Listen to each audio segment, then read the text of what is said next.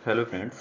आज हम आगामी आने वाले राजस्व लेखपाल एग्ज़ाम में जीएस वाले पोर्शन को की स्ट्रेटजी देखेंगे कि कैसे आने वाले एग्ज़ाम में जो 25 क्वेश्चन का ही है वो एक बहुत ही महत्वपूर्ण रोल अदा कर सकता है। फ्रेंड्स, जो भी यूपीटीपीएससी के एग्ज़ाम होते हैं उसमें जो जीएस का पोर्शन होता है वो बहुत ही अनसर्टेन होता है। कोई भी ये नहीं बता सकता आपको कि इस सब्जेक्ट से इस सब सब्जेक्ट से इतने क्वेश्चन इस एग्ज़ाम में आ सकते हैं। तो लेकिन फिर भी क्या स्ट्रेटजी होनी चाहिए जिसमें जो 25 ही नंबर ऑफ क्वेश्चन जो हैं वो 25 हैं, और किस तरह हम उसमें 15 टू 20 क्वेश्चन तक गेन कर सकते हैं। तो फ्रेंड्स, हमारी पहली जो स्ट्रेटजी होनी चाहिए कि वो सिलेबस में क्या है। अगर हम सिलेबस को पूरी तरह से कवर कर सकें जो भी जीएस के सिलेबस में लेखपाल के लिए दिया हुआ है, तो हो सकता है कि हाँ, हम 15 से 20 क्वेश्चन तक पहुंच सकते हैं। लेकिन ये सर्टेन नहीं कहा जा सकता है कि यही क्वेश्चन इसमें आ सकते हैं। फिर भी अपनी तरफ से जो एफर्ट होना चाहिए वो क्या होना चाहिए, क्योंकि जीएस एक की बहुत ही वास्ट एरिया है और उसमें इस तरह से कह पाना, और ऐसे एग्ज़ाम में जहाँ पे केवल ही 25 क्वेश्चन है लेकिन वो एग्ज़ाम में बहुत ही इम्पोर्टेंट रोल प्ले कर सकते हैं। जहाँ पे 25 क्वेश्चन हमें हिंदी फेस करना है, जहाँ पे हमें मैथ से 25 क्वेश्चन फेस करना है, वहीं हमें 25 क्वेश्चन ग्राम में समाज के फेस करना है। लेकिन ये इम्पोर्टेंट सेक्शन इसलिए हो जाता है क्योंकि अभी पेट का एग्ज़ाम हाल ही में हुआ है। आप समझ सकते हैं कि लेखपाल के एग्ज़ाम में सिलेक्शन लेने के लिए कम से कम 75 टू 80% मार्क्स लाने ज़रूरी हैं, जिसमें हम जीएस को इग्नोर नहीं कर सकते हैं। तो without wasting your time, let's discuss about the syllabus of GS. Friends, आप देखेंगे साइड पे तो सबसे पहले सिलेबस में एक पहला जो टॉपिक मेंशन है वो सामान्य विज्ञान। आप जानते हैं कि यूपी टेबल एससी में जो साइंस के क्वेश्चन आते हैं वो कभी तो एकदम सिंपल आ सकते हैं, लेकिन पिछली लोअर बीसीएस के एग्ज़ाम में आप देखेंगे तो लोअर बीसीएस का जो मेंस हुआ था उसमें साइंस के क्वेश्चन काफ़ी अच्छे भी आए हुए थे। इसलिए हम साइंस को इग्नोर नहीं कर सकते हैं, लेकिन साइंस के जो 3 पार्ट हैं उसमें हमें क्या क्या पढ़ना है ये देखना सबसे ज़रूरी हो सकता है। तो साइंस में हम फिजिक्स, केमिस्ट्री, बायो के एमसीक्यू बेस्ड क्वेश्चन करेंगे, क्योंकि अगर हम फिजिक्स, केमिस्ट्री, बायो को पढ़ने लगेंगे तो बाकी चीज़ें भी हमें पढ़नी है। तो अगर हम एमसीक्यू पे जाएंगे, जैसे घटना चक्र के हैं जो इस चैनल पे आपको कराया जाएगा, घटना चक्र के क्वेश्चन होंगे, प्लस आपको इसमें फिजिक्स में जो भी फिजिक्स का सेक्शन होता है इसमें क्या होता है कि अगर हम इम्पोर्टेंट चैप्टर के 50 टू 100 क्वेश्चन एमसीक्यू बेस्ड करते हैं तो ये लेखपाल आने वाले लेखपाल के एग्जाम में हमें मतलब भी ये हो सकता है कि हम 75 टू 70 से 75 क्वेश्चन अटेम्प्ट कर सकते हैं। ऐसे ही केमिस्ट्री का सेक्शन है, ऐसे ही बायो का सेक्शन है। फिर सेकेंड होता है कि किसी भी यूपी टीपीएससी एग्जाम में साइंस, हिस्ट्री एंड जियोग्राफी, इन पे हमें ज़्यादा फोकस करना है। तो अब आगे हम क्या कर सकते हैं कि जैसे कि हमारा ये अप्रोच जो है वो ज़्यादा अच्छा है, तो आप फिजिक्स, केमिस्ट्री, मैथ और बायो, इन्हीं तीनों के भरोसे अगर केवल ये चाहेंगे कि नहीं ये सारा सेक्शन हम कवर कर ले तो नहीं, क्योंकि 25 क्वेश्चन में ये श्योर नहीं है कि किस सेक्शन से कितने क्वेश्चन आ सकते हैं। लेकिन हमारा जो अगला टारगेट होना चाहिए वो हिस्ट्री है। हिस्ट्री में हम क्या क्या देख सकते हैं, तो फ्रेंड्स अब अगर हम हिस्ट्री के सिलेबस को देखेंगे तो हिस्ट्री के सिलेबस में लिखा हुआ है भारत का इतिहास एंड भारतीय राष्ट्रीय आंदोलन। एक्सप्लेन क्या किया गया है, भारत के इतिहास के अंतर्गत आर्थिक, सामाजिक, सांस्कृतिक और राजनीतिक पक्षों की व्यापक जानकारी। ये तो हो गया फर्स्ट पार्ट जो, और सेकंड पार्ट में लिखा है भारतीय राष्ट्रीय आंदोलन पर अभ्यर्थियों अभ्यर्थियों से भारतीय स्वतंत्रता आंदोलन की प्रकृति तथा विशेषता, राष्ट्रवाद का अभ्युदय, स्वतंत्रता की प्राप्ति के बारे में सामान्य ज्ञान अपेक्षित है। मतलब आपको हिस्ट्री को 2 सेक्शन में डिवाइड करना है। वो सेक्शन क्या होंगे? पहला तो सेक्शन ये हो सकता है before national movement, after national movement. हम इसे 2 पार्ट में बांटते हैं, क्योंकि अगर हम एंशिएंट, मिडल, मॉडर्न बांट के चलते हैं तो हम इतने सेक्शन को कवर करना बहुत ही मुश्किल है। तो हम इसमें से, जैसे इस चैनल पे आपको ये कराया जाएगा कि एंशिएंट हिस्ट्री के क्या टॉपिक हैं। जैसे अगर देखा जाए तो हिस्ट्री के टॉपिक में आर्थिक पक्ष, सिंधु घाटी सभ्यता की बात करेंगे तो उसके आर्थिक पक्ष क्या थे, उसके सामाजिक पक्ष क्या थे, सांस्कृतिक पक्ष क्या थे, राजनीतिक पक्ष क्या थे। ऐसे हम बौद्ध जैन धर्म के बारे में बात करेंगे तो उसके सामाजिक पक्ष क्या थे, सांस्कृतिक पक्ष क्या थे, उनकी राजनीतिक व्यवस्था कैसी थी।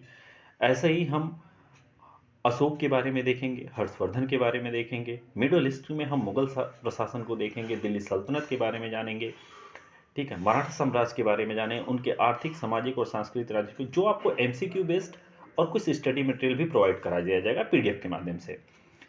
आफ्टर नेशनल मूवमेंट में हम क्या देखेंगे कि उसकी प्रकृति कैसी थी, राष्ट्रवाद का अभ्युदय हुआ, आंदोलन कैसे हुआ, गांधी जी का योगदान क्या था, गरम दल, नरम दल, इस सब टाइप की जो एमसीक्यू बेस्ड क्वेश्चन है, और इसमें हमें किस चीज़ को पिन पॉइंट को पकड़ना है। जैसे अगर हम देखें तो आजकल के एग्ज़ाम में यूपी पीसीएस की बात करें या यूपी ट्रिपल एससी की एग्ज़ाम करें तो एक ट्रेंड चल रहा है, सबसे ज़्यादा जो ट्रेंड क्या है वो ये है कि कौन से आंदोलन का, किस आंदोलन से ऑर्डरिंग क्या है। ऑर्डरिंग में क्या करते हैं कि एक ही सन की कई घटनाएं दे सकते हैं।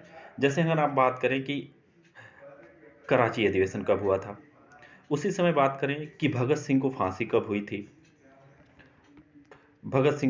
हुई थी, ऐसे दो स्टेटमेंट। तीसरा स्टेटमेंट ये भी दे सकता है द्वितीय गोलमेज सम्मेलन कब हुआ था। तो आपको ये जानना है कि सन तो आप याद नहीं कर सकते हैं हर डेट में, क्योंकि ये सारे एक ही में हैं। तो आपको ये जानना है कि भगत सिंह को फांसी हुई थी, कराची का अधिवेशन कब हुआ था, द्वितीय गोलमेज सम्मेलन कब हुआ था। ऐसे ऑर्डरिंग पे हमको ज़्यादा फोकस करना है राष्ट्रीय आंदोलन में। और जो भी व्यक्तित्व है, महत्वपूर्ण व्यक्तित्व, जैसे हम छोटे छोटे एग्जाम में क्या करते हैं कि या तो आपको इससे बताई गई लुसेंट या महेश बनवाल की जो बुक आपको इस चैनल पे बताई गई है आनंद सर के माध्यम से, आप उसे ध्यान से पढ़ेंगे। और उसमें से पिन पॉइंट क्या हो सकता है कि ये हो सकता है कि आप आंदोलन के क्रम को देखें, ठीक है, उसके महत्वपूर्ण व्यक्तित्व को देखें, ठीक है, महत्वपूर्ण व्यक्तित्व 1857 की क्रांति को देखें।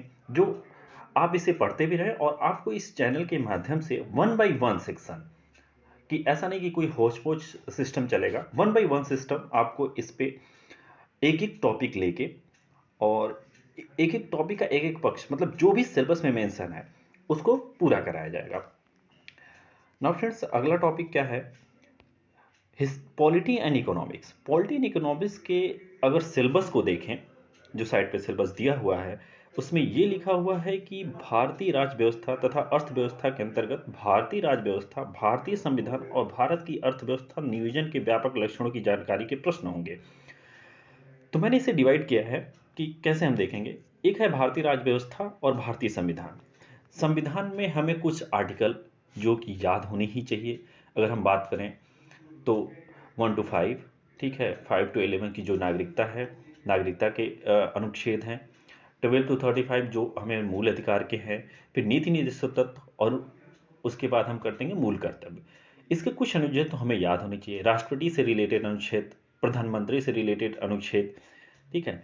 और अगर भारतीय राज्य व्यवस्था के अंदर हम क्या डिस्कस करेंगे तो इसके अंदर हम संसदीय व्यवस्था, लेकिन संसदीय व्यवस्था चूंकि लेंदी है, हम कोई आईएएस या किसी स्टेट पीसीएस का एग्जाम नहीं दे रहे हैं, तो फ्रेंड्स हमें फैक्ट पे ही ज़्यादा ध्यान देना है। तो आपको उसके क्या की पॉइंट है उसको इसमें सॉल्व करा दिया जाएगा।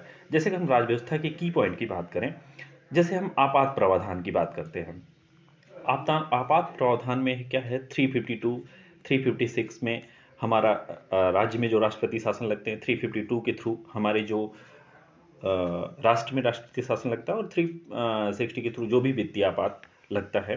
तो उसके की पॉइंट्स जैसे पूछ ही दिया कि 352 के अकॉर्डिंग सारे मूल अधिकार निरस्त कर दिए जाते हैं। तो क्या सभी मूल अधिकार निरस्त कर दिए जाएंगे?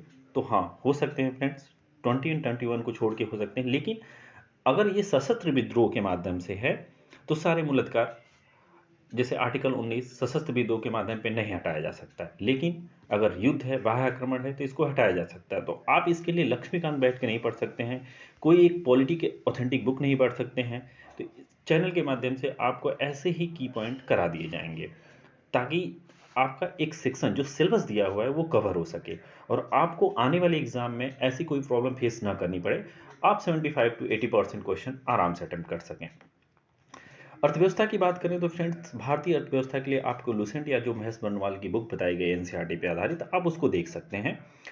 ज़्यादातर आपको क्या देखना है कि अर्थव्यवस्था में क्या है, बैंक्स के निर्माण कब हुए हैं, आरबीआई की स्थापना कब हुई, उसका नेशनलाइजेशन कब हुआ, एसबीआई की स्थापना कब हुई, नेशनलाइजेशन कब हुआ, बैंक मर्ज कब किए गए बैंक, ठीक है, हरित क्रांति कब चलाई गई थी, किस स्टेट में चलाई गई थी, किस सीट्स के लिए किया गया था, कौन सा एरिया भारत का था जो हरित क्रांति से ज़्यादा लाभान्वित हुआ।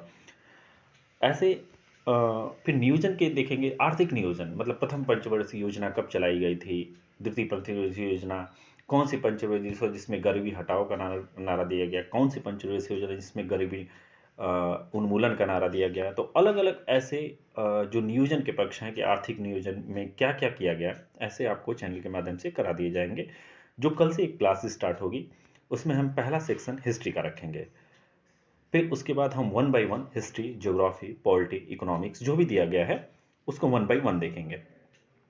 अब हम एक सेक्शन जो बचता है ज्योग्राफी, यही बहुत ही इंपॉर्टेंट सेक्शन हो जाएगा खासकर लेखपाल जैसे एग्जाम में, क्योंकि ये एक ह्यूज एंड वास्ट सिलेबस है। आप किसी भी कोई आप एनसीईआरटी पढ़िए, आप महेश बनवाल की बुक पढ़ लिए, आप परीक्षा वाली पढ़ लिए, तो फ्रेंड्स मेरे हिसाब से ये ही बिल्कुल ही गलत होगा। आप एक काम कर सकते हैं कि इसमें क्या कर सकते हैं कि आने वाले यूपी ट्रिपल एससी की जो भी एग्जाम पिछले हुए हैं आप उनके क्वेश्चन देख लीजिए, क्वेश्चन देख लीजिए ताकि क्वेश्चन के कैसे टाइप हो सकते हैं। और इस एग्जाम में ये कहना नाइंसाफी होगी कि ये इस टाइप के ही क्वेश्चन आते हैं, नहीं, यूपी ट्रिपल एससी कहीं से भी कुछ भी पूछ सकता है। हमें क्या कमांड करना है, हमें ये कमांड करना है कि हम किस सेक्शन पे ध्यान दें जिससे हम ज़्यादा से ज़्यादा क्वेश्चन अटेम्प्ट कर सकें।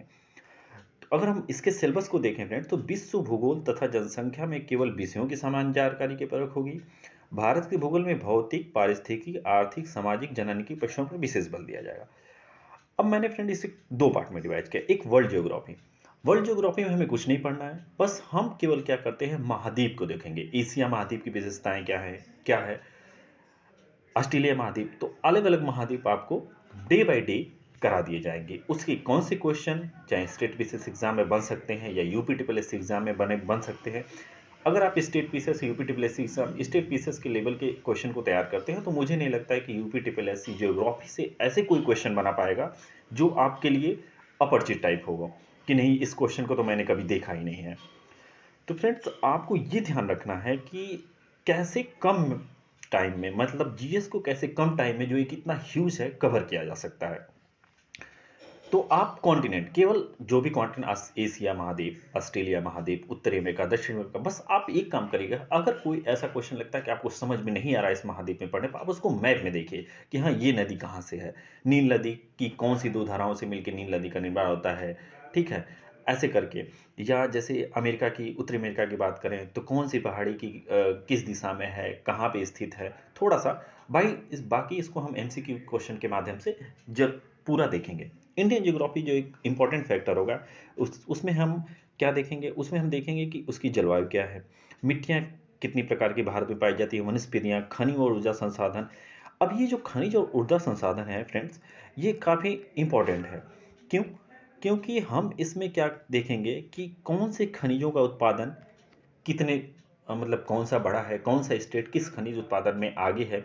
ऐसे क्वेश्चन जरूर आते हैं क्योंकि ये आर्थिक भूगोल का एक पार्ट हो जाता है जिसमें हमको दिखाई गया कि आर्थिक पक्ष भी देखना है, सामाजिक पक्ष भी देखना है, जनानकी पक्ष भी। जनानकी पक्ष ये होता है कि जनसंख्या और से रिलेटेड जितने डेटा है जो आपको पीडीएफ के माध्यम से अवेलेबल करा दिए जाएंगे, कौन किस में से किसकी जन्म दर ज़्यादा है, किसकी मृत्यु दर ज़्यादा है, या किस में साक्षरता ज़्यादा है, किस राज्य में कम है। ऐसे ही खनिज और ऊर्जा संसाधन जो टॉपिक हैं उसमें हम खनिज कि कौन सा देश उत्पादन में आगे है, कौन सा देश इसके भंडारण में आगे है, ठीक है, कौन सा एनर्जी सेक्टर में जैसे इलेक्ट्रिक एनर्जी या सोलर एनर्जी के लिए कौन सा स्टेट सबसे आगे है। ऐसे जो भी डेटा है इसमें हम आपको इसमें अवेलेबल करा देंगे। अब फ्रेंड्स एक टॉपिक पड़ता है इन्वायरमेंट जिसको हम इग्नोर नहीं कर सकते हैं, और इन्वायरमेंट के टॉपिक में ये देखा जाए तो ये आजकल के इंपॉर्टेंट सेक्शन थे। इसमें क्या होता है, एक इंटरनेशनल ऑर्गेनाइजेशन होती है। फ्रेंड्स मैं एक भूल गया कि एक हम ये सेक्शन देखेंगे कि जो ये अर्थव्यवस्था वाला टॉपिक है इसमें हम जो भी इंटरनेशनल ऑर्गेनाइजेशन है उसको थोड़ा सा देखेंगे कि उसकी गठन कर, जैसे डब्ल्यूटीओ, ठीक है, आईएमएफ, इसके गठन को देखा जाएगा कि इसके गठन कब हुए, इसके मुख्यालय कहाँ है। इससे ज़्यादा क्वेश्चन मुझे नहीं लगता है कि यूपीडब्ल्यूएससी लेखपाल जैसे एग्जाम में पूछेगा। ऐसे ही इन्वायरमेंट में जितने इंटरनेशनल ऑर्गेनाइजेशन हैं, जैसे उनके सम्मेलन अभी हाल ही में कब हुए हैं, ठीक है, जैसे रियो सम्मेलन हुआ, COP26 हुआ, COP 21, 22, ऐसे कुछ भी पूछ सकता है। यूपी टेबल एससी का कोई नहीं, कि ये नहीं कि इस साल के ही सम्मेलन ये पूछे, आगे आने होने वाले या पीछे जो हो चुके हैं उनको भी पूछा जा सकता है। तो ये करंट के माध्यम से हम एमसीक्यू के माध्यम से देखेंगे। अगला सेक्शन कंप्यूटर का बचता है, जिसमें एमसीक्यू ही करा दिया जाएगा और आपको एमसीक्यू के माध्यम से इसकी पूरी जानकारी दे दी जाएगी।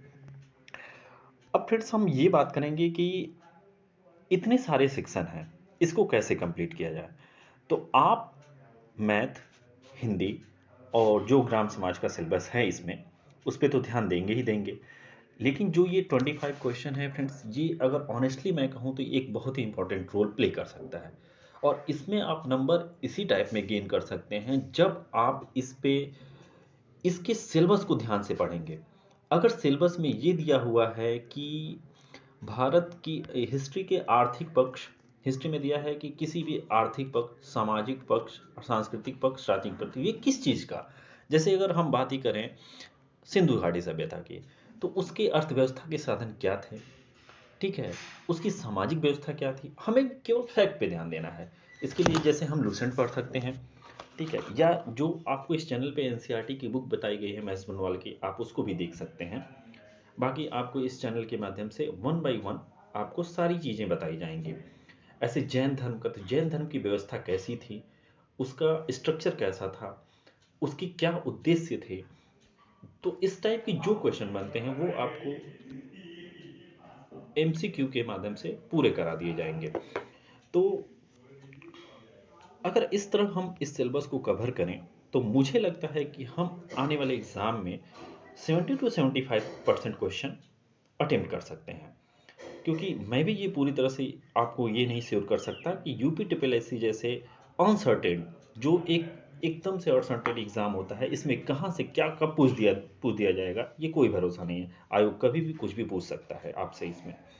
तो आपको बस क्या करना है कि आयोग ने जो सिलेबस दिया है, आप, मुझे लगता है कि इसमें कई लोग जो होंगे वो पहले से स्टेट पीसीएस की तैयारी कर रहे होंगे, कई लोग एसएससी की सीजन में जो लेखपाल के एग्जाम में बैठेंगे। आप लोगों का जीएस, मुझे नहीं लगता कि आप इतने वीक होंगे जीएस में। बस थोड़ा सा स्ट्रेटजी ये होनी चाहिए कि हम अपना एक्सपीरियंस, जो मेरा एग्जाम का एक्सपीरियंस है वो मैं आपसे शेयर करूंगा कि किस टाइप से किस सब्जेक्ट को कवर किया सकता है। मेरा जो अप्रोच एग्जाम का रहेगा वो मैं ये कहूँगा फ्रेंड्स कि आप जियोग्राफी, पॉलिटी और साइंस पे सबसे ज़्यादा ध्यान दें। क्योंकि इनके क्वेश्चन आप एमसीक्यू के माध्यम से भी अगर देखते हैं तो आप इसको कर ले जाएंगे। पॉलिटी एक सिंपल सब्जेक्ट है, आपको इसमें ज़्यादा ध्यान देने की ज़रूरत नहीं पड़ेगी। आपको चैनल के माध्यम से सारी पॉलिटी के जितने टॉपिक हैं कवर करा दिए जाएंगे। इवन हिस्ट्री का एक जो ह्यूज सिलेबस है, उसकी जो भी इंपॉर्टेंट सेक्शन है वो आपको पूरे कवर कराए जाएंगे। और वो आपको पूरे कवर करा दिए जाएंगे फ्रेंड्स। और रही बात अर्थव्यवस्था की, इकोनॉमिक्स की, इकोनॉमिक्स पे भी आपको उतना ही ध्यान देना है, जैसे कि एलआईसी की स्थापना कब हुई, सिडबी की स्थापना कब हुई, या इनके उद्देश्य क्या हैं, ऐसे कुछ क्वेश्चन बन सकते हैं आपसे। और ज़्यादा इसमें डीपली आपको नॉलेज की जरूरत नहीं है। आप बस लुसेंट और महेश बर्नवाल की इन दोनों में से कोई एक बुक सेक्शन वाइज, मैं तो ये कहूँगा कि आप साइंस पे ज़्यादा ध्यान दें। ज्योग्राफी के कॉन्टिनेंट, मतलब विश्व वर्ल्ड ज्योग्राफी की जब बात होगी तो आप महाद्वीप को देखें, सारे कॉन्टिनेंट को अच्छे से पढ़ जाए। जो भी इसमें टॉपिक दिए हैं, ऐसा लग रहा है कि आपको अगर ये नदी यहाँ दी कहाँ है, तो आप उसे एक बार मैप में देख लीजिए, कोई ज़्यादा मेहनत नहीं होगी। अगर आप मैप देखते रहेंगे तो थोड़ा सा आपका कॉन्सेप्ट क्लियर रहेगा। और इस एग्ज़ाम में आप 25 क्वेश्चन में लगभग 15 to 20 के बीच अराउंड 18, 70 कुछ भी गेन कर सकते हैं, जो आपके स्कोर्स में डेफिनेटली जो आपका स्कोर है वो बढ़ेगा और आपके सिलेक्शन में एक बहुत इम्पोर्टेंट रोल प्ले करेगा। और ये 3 सेक्शन आप जरूर करिए, history, science and geography. And एक सेक्शन जिसे पॉलिटी जो है वो आपको इस चैनल के माध्यम से पूरे अच्छे से कराया जाएगा। हर सब्जेक्ट कराए जाएंगे, लेकिन आप खुद से भी पढ़ते रहिए। जैसे कि इसमें आपको, जैसे आपने पढ़ा और आज यहाँ पे एमसीक्यू हो रहा है, तो ये आपके लिए डेफिनेटली फ़ायदेमंद हो सकता है।